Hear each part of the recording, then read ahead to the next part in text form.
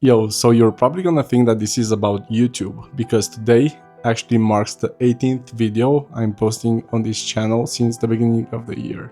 Well, it is, and it isn't. Because while I did miss a few in the first few weeks of the year, it's been going quite well for the past 3 months. I mean, well enough that I'm actually surprised, because statistically, I should have quit about 2 months ago. So essentially, even I didn't trust that I would do it.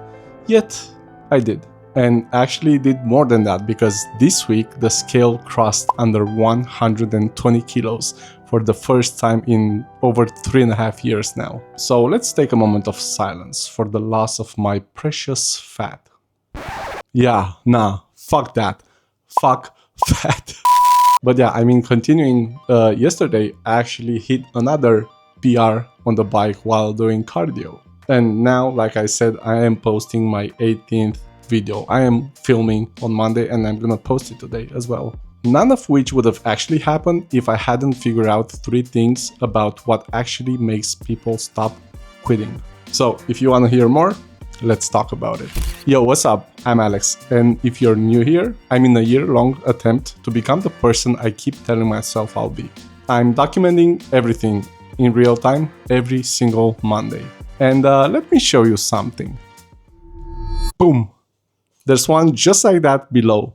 Click that if you want to follow along.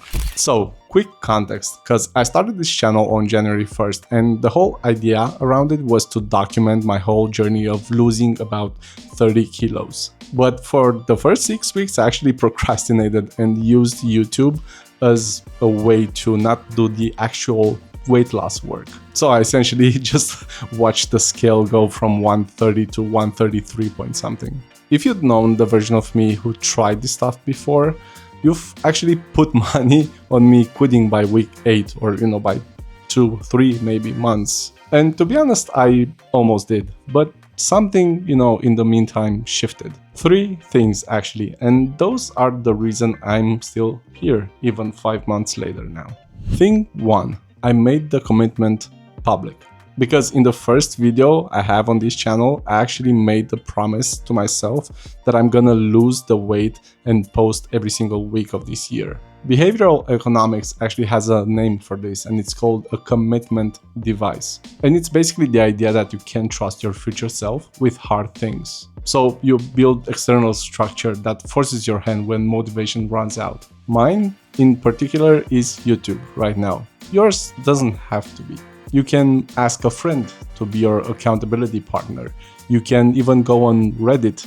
There's a subreddit called Accountability Buddies. Or, even use money as a device, as a commitment device, because saying to somebody that I would do something, and if I don't, I will give you this amount of money, would motivate you quite a lot. But accountability only gets you to show up. It doesn't help if the thing you're showing up to is too big to sustain. And that's thing number 2, having the right type of goal. Because you need a goal so small that it feels stupid not to do it. A goal so small that you cannot fail. I actually covered this in an early video on this channel, and the fact that I'm still using this 5 months later goes to show that it really works. Because, for example, my outcome goal was to lose 30 kilos by the end of the year. But the process goal was to just make sure I weigh in every single week, and then that I eat, healthy enough and also the right amount of food that I'm staying on track. The first one I can't really control, but the other one, the process goal, I have control over every single week, every single day, basically. Research shows that process goals drive way more actual performance, and James Clear talked about this in his book Atomic Habits. But again, they only work if they're small enough that you cannot fail. And I actually learned that one the hard way, because last year I actually tried to form a new habit by stretching every single time I came home from the gym, but I failed, and it was mostly because it was a 15 to 20 minute stretching session every single day, and that kind of felt too much. So what I should have done instead is start at 5 minutes, something so small I couldn't have skipped it. And again, that's something James Clear talks about. It's the smaller the habit, the easier it is to stick with it. However, even a small, well-built goal can die the very first time you slip, if you think in extremes. And that's actually thing number 3. And this is the hardest one by far, because I had to rewire my brain to stop thinking in extremes, to actually stop having that all or nothing mentality. And this type of thinking, the all or nothing thinking, is actually one of the most common cognitive distortions. And it sounds like this: I ate 1 cookie, so I might as well just finish the box. Or I skipped Monday at the gym, so that whole week is ruined. I just might as well restart the next Monday. See, if you thought that, or if you think like that, if you have this all or nothing mentality, you're not broken, because that's the most common habit killer ever. So the fix is to just be comfortable, get comfortable to operate in the gray area, to just be there between perfect and quit. My version, cookies, because old me would have just completely banned them, and that would have lasted around 3 weeks. Or on the other hand, when I would have allowed myself one, I would have just ate the whole box, and that would have essentially just killed the diet. But there's a middle path, and the best one in my opinion, and that is, at the end of the day, if I did good today, I can allow myself a cookie as a treat. And funny enough, this is actually a documented technique called the strategy of treats. And here's the kicker: an earned cookie tastes just like the cookie, plus a little bit of victory. And there's a higher probability that you're gonna stop at one, because you're gonna think, if I do this again, if I have a good day tomorrow, I'm gonna have another cookie. The deprivation spiral never actually starts, because you were never deprived. And of course, it can be anything. Just give an example of a cookie. So I am 5 months in, and I'm actually gonna post the 18th video on this channel today, which is crazy. The scale just crossed under 120 for the first time in over 3.5 years now, yesterday. And that's 14 kilos from where I peaked in February.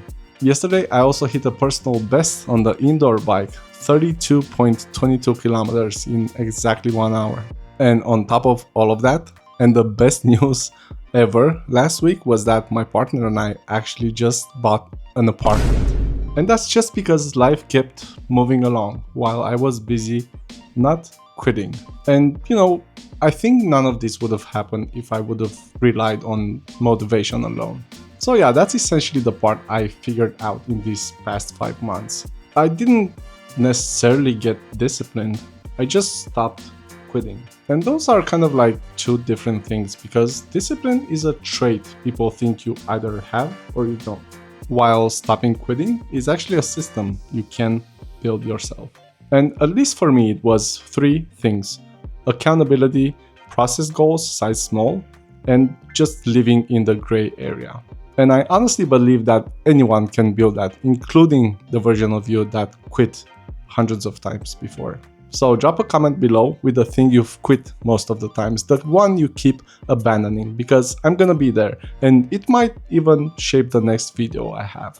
And also, again, if you wanna see whether I make it to milestone number 3 this time around, hit that subscribe button. It really helps. But before you go, if you've missed last week's video, the one where I talked about the thing that kills most diets, you should go watch that next. It's essentially a direct continuation of what I just covered today. And always remember, it's not that serious.